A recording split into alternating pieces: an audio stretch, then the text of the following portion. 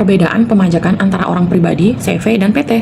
Nah, kita bagi sesuai sektornya ya, yaitu sektor atau aspek atau kondisi. Itu kalau misalnya omset di bawah 500 juta, omset 500 sampai 4,8, habis itu omset 4,8 sampai 50 M, dan 50 miliar ke atas. Lalu ada aspek pembagian gaji bagi pemegang saham, pembagian dividen, dan wajib pembukuan atau tidak. Nah, kita jelaskan satu-satu sesuai gambar.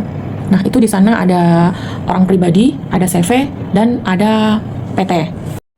Untuk orang pribadi, jika omset masih di bawah 500 juta, maka tidak akan dikenakan PPh final.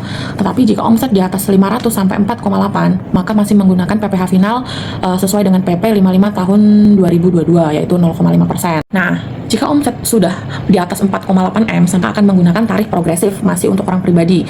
Dan omset di atas 50 M juga masih menggunakan tarif progresif ya untuk orang pribadi. Nah, untuk gaji dan pembagian dividen itu non-deductible ya. Dan kalau omset sudah di atas 4,8, maka wajib pembukuan.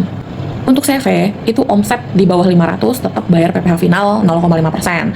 Omset 500 sampai dengan 4,8 tetap masih menggunakan PPh final PP 55 tahun 2022. Nah, jika omset sudah di atas 4,8 sampai dengan 50 M, maka baru menggunakan PPh pasal 31E. Lalu, omset di atas 50 M itu menggunakan tarif PPh badan 22% dari penghasilan kena pajak juga.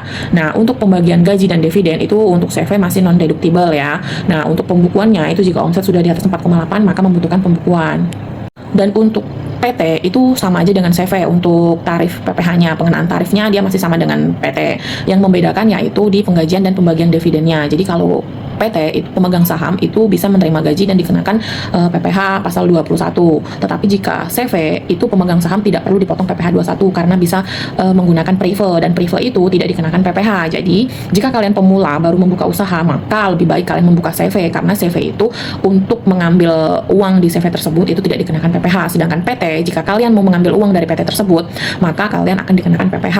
Nah, untuk gaji sendiri pemegang saham dikenakan PPh 21, dan jika pembagian dividen, nah itu juga akan dikenakan PPh. Oke?